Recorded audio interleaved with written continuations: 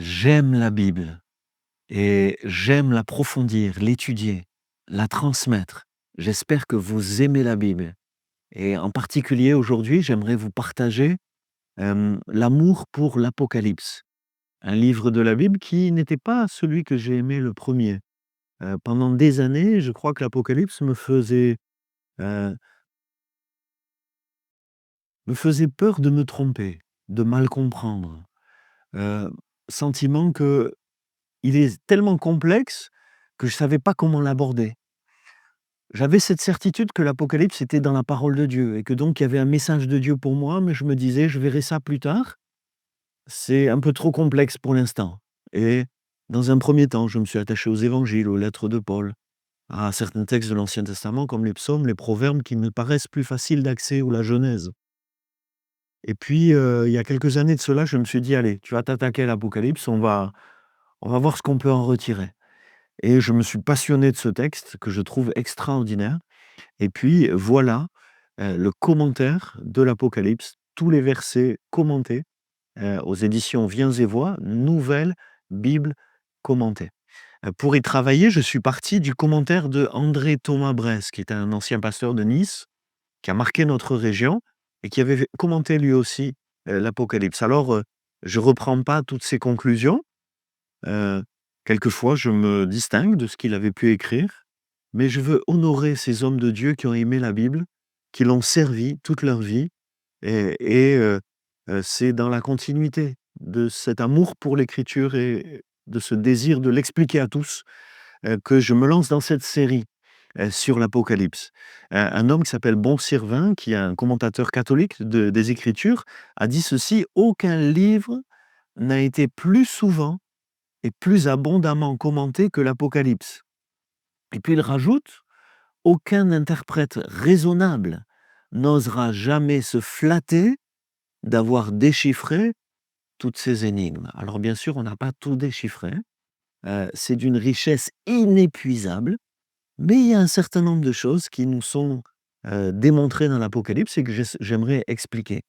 J'aimerais dire d'abord que, quand on étudie des enseignements sur l'Apocalypse, la plupart du temps, on trouve beaucoup d'hypothèses hasardeuses et moi, je veux dénoncer les hypothèses hasardeuses. Je veux dénoncer ceux qui sont sûrs de tout, qui prétendent tout savoir et qui disent beaucoup de bêtises qui ne sont pas dans la Bible, mais qui sont leurs propres hypothèses. Souvent, comme ça concerne l'avenir, les gens se permettent de raconter n'importe quoi.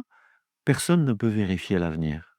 Alors ils gardent du crédit parce que plus leurs idées d'ailleurs sont, grandioses, plus des gens leur donnent du crédit, parce qu'ils ont des idées grandioses. Mais, heu, en réalité, heu souvent ils font des hypothèses invérifiables et qui n'ont rien de biblique et mon approche, c'est d'être strictement scripturaire, c'est-à-dire fondé sur ce qui est écrit.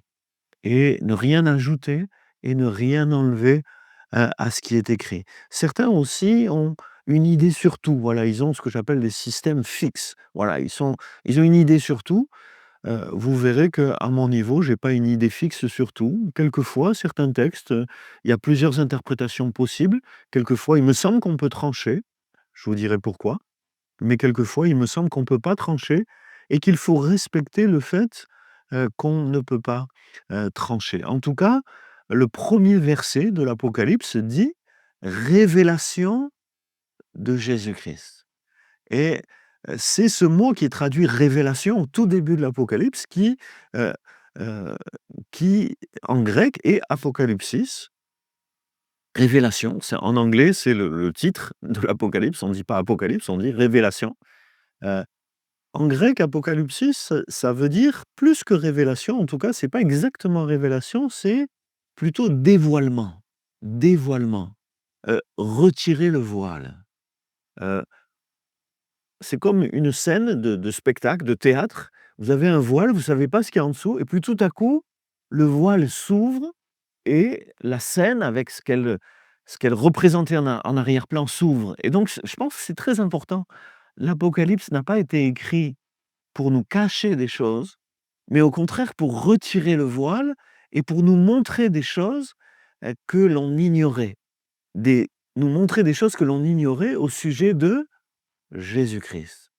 Révélation de Jésus-Christ. Souvent, on perd beaucoup de temps à essayer de décrypter des mystères insondables sur l'avenir, sur la géopolitique. Alors là, c'est une des erreurs principales, à mon avis, que de faire des spéculations sur la géopolitique internationale et sur l'actualité, alors que le but de l'Apocalypse n'est pas de faire de l'actualité ou des spéculations géopolitiques sur des guerres ou autres, mais révélation de Jésus-Christ. Le but, c'est de nous révéler des choses, de ôter le voile, de, de dévoiler qui est Jésus-Christ, qui il est vraiment. Euh, une erreur fréquente qu'on rencontre aussi, c'est que des gens ont peur de l'Apocalypse, pas peur de se tromper, comme je l'ai toujours eu, et je garde ce sentiment qui, à mon avis, va avec la crainte de Dieu. Mais certains ont peur de l'avenir, peur de ce que l'Apocalypse révèle.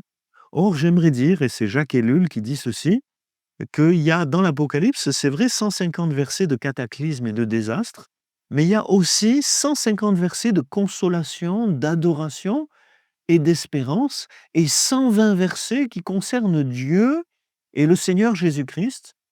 Donc finalement, il y a plus de versets d'espérance, d'adoration, de consolation, qui dévoilent qui est Dieu, qui est Jésus-Christ, que de versets de catastrophes et de cataclysmes. Et donc l'Apocalypse n'est pas là pour te faire peur, mais pour te révéler un certain nombre de choses que tu as besoin de connaître sur le passé, le présent, sur l'avenir. Il y a toutes les dimensions, on y reviendra.